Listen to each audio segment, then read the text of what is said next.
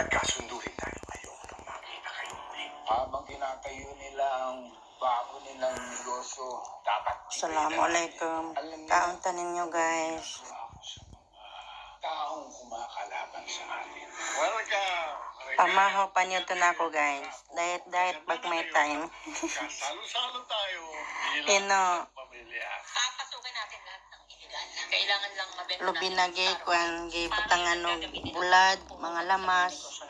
Tara, doon tayo sa lugar. Lami kayo. Tayo maghahanap ng mga tao. Papakita ko sa'yo yung mga ari-arian ko. Gusto kong magkaroon ka rin ng ganito. Sana nga po, boss. Sa laki ng pera na meron ka ngayon, lahat ng meron si boss, mabibili mo rin. Ito nga inaalala ko tangkol eh. Baka dumating ang panahon, mas mayaman ka pa sa amin eh. Sana nga, Peng. Oo, yun.